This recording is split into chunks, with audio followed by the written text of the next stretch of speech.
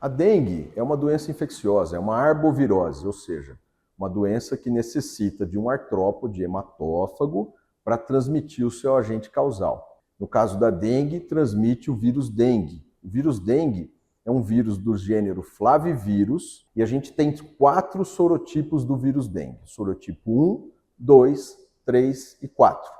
Todos esses sorotipos já circularam no país. Porém, esse ano há uma tendência de circulação maior do sorotipo 3, que desde 2007 não circula no nosso país. Isso vai ser importante porque, como há muitos anos não circula o sorotipo 3, existe uma porcentagem grande da população que é suscetível a esse sorotipo. É importante entender que quando a gente entra em contato com um sorotipo específico, a gente desenvolve imunidade duradoura para esse sorotipo específico. Como, por exemplo, se você pegou dengue 1 em 2024, você vai ter uma imunidade duradoura para o sorotipo 1 do vírus dengue. Para os outros sorotipos, o 2, o 3, o 4, depois de um período de 3 a 6 meses, você está suscetível a essas infecções. Nesse grupo de pacientes que a gente chama de reinfecções, que os casos graves são mais prevalentes.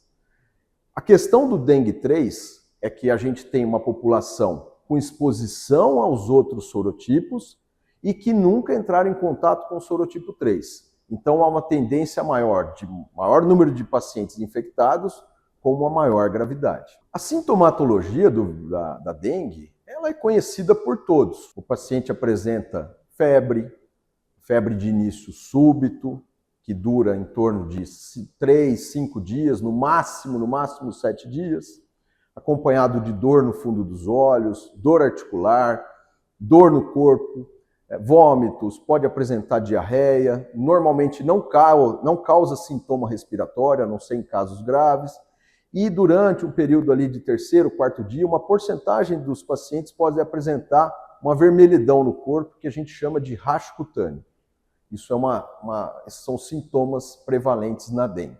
É muito importante que o profissional de saúde que esteja atendendo o paciente com dengue, ele saiba qual período, qual dia exato que o paciente começou a apresentar os seus sintomas. Porque é a partir daí que ele vai colocar o paciente, classificar o paciente em que fase esse paciente está. Existe uma fase inicial, que é a fase febril, em que o paciente apresenta sintomatologia mais exuberante, como febre, dor de cabeça, dor no corpo, dor no fundo dos olhos. E a fase crítica. A fase crítica ela está presente nos pacientes graves e ela vai do 3º até o final do 6º dia. É nessa fase que o paciente pode apresentar os sinais de alarme.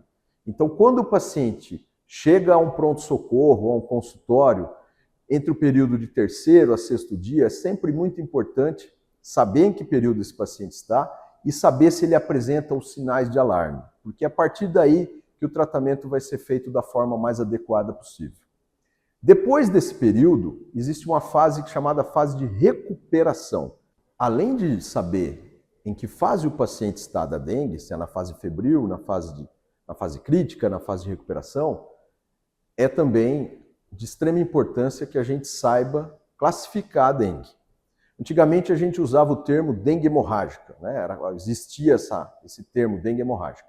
Hoje esse termo saiu da classificação, porque muitos pacientes que são graves, a maioria deles não exteriorizam sangramento. Então hoje a gente classifica como dengue sem sinais de alarme, dengue com sinais de alarme e dengue grave. E aí a gente considera o paciente se ele é do grupo A, grupo B, grupo C e grupo D. E mais à frente no vídeo eu vou explicar. Quando o paciente chega ao atendimento, primeiro, saber a data de início dos sintomas, saber a fase que o paciente está e saber a classificação da doença. Para isso, nós precisamos procurar investigar no paciente se ele apresenta os sinais de alarme. E quais seriam os sinais de alarme? Vômitos que não passam, dor abdominal, hipotensão postural, paciente com alteração do nível de consciência, paciente apresentando falta de ar importante ou dor torácica, sangramento de mucosa, tudo isso leva a pensar no paciente com sinal de alarme. Por que isso vai ter uma importância? Porque é a partir daí que a gente vai fazer a classificação no grupo A, grupo B, grupo C e grupo D. E quais seriam esses grupos? Os pacientes com dengue, que a gente classifica como grupo A, são aqueles pacientes que não têm comorbidades e são aqueles pacientes que não apresentam sinais de alarme.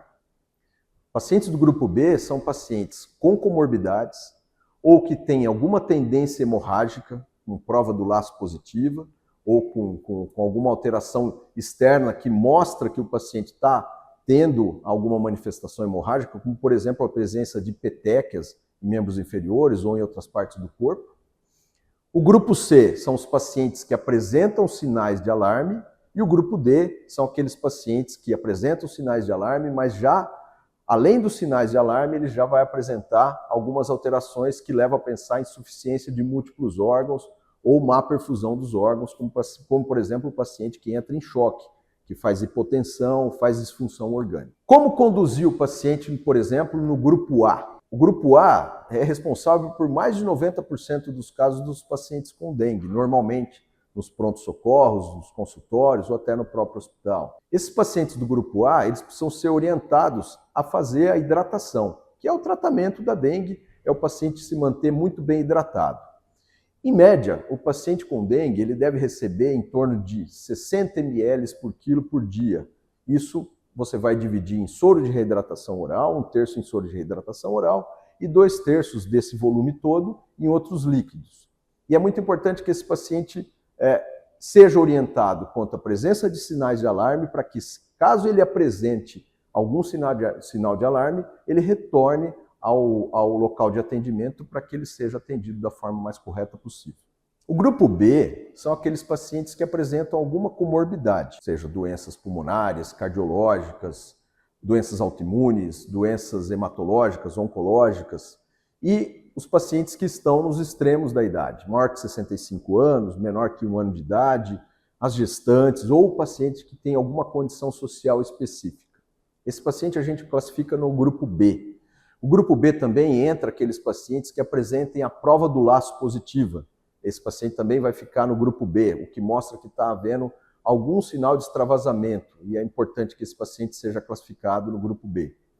Qual que vai ser a conduta específica para o grupo B? O grupo B é aquele paciente que vai procurar o atendimento médico, esse paciente precisa de exame, no caso o hemograma, para que avalie se esse paciente está com hemoconcentração ou não. Se esse paciente estiver hemoconcentrado, ele vai ter que receber uma hidratação endovenosa, assim como a gente faz no grupo C, que depois, mais à frente do vídeo, eu vou falar. Se o paciente não está hemoconcentrado, ele já deve receber hidratação oral previamente ao atendimento médico, mesmo na triagem, e aí depois de atendido, se ele não apresenta nenhum sinal de alarme, se ele não tem nenhum sinal de hemoconcentração e o seu exame está ok, esse paciente vai ser orientado a retornar diariamente até 48 horas após o término da febre, para que avalie a possibilidade de hemoconcentração e se ele apresenta algum sinal de alarme. Já o grupo C são aqueles pacientes que apresentam algum sinal de alarme. Vômitos que não passam, dor abdominal intensa, sangramento de mucosa, paciente que tem elevação de hematócrito no seu exame de sangue, aquele paciente que tem hipotensão postural, que é o sinal precoce de gravidade, aquele paciente que se apresenta com falta de ar ou alguma disfunção orgânica. Esse paciente a gente classifica no grupo C.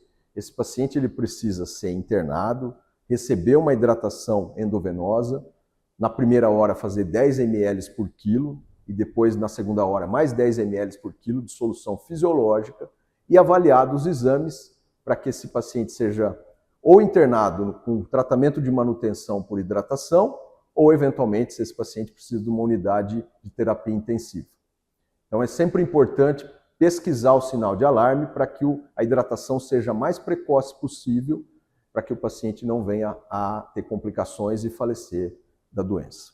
O grupo D é aquele paciente que apresenta sinais de alarme, mas que tem algum sinal de disfunção orgânica ou que apresenta hipotensão.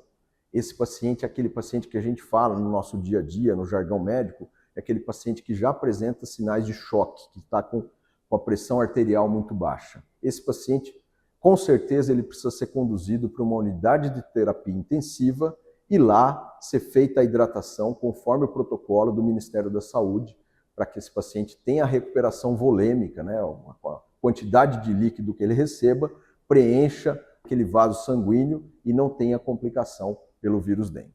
É fundamental que todo o serviço de saúde esteja estruturado e organizado para receber esse número grande de pacientes com dengue. Um serviço estruturado e organizado é aquele serviço que sabe identificar precocemente o sinal de alarme e sabe identificar em que fase que o paciente está.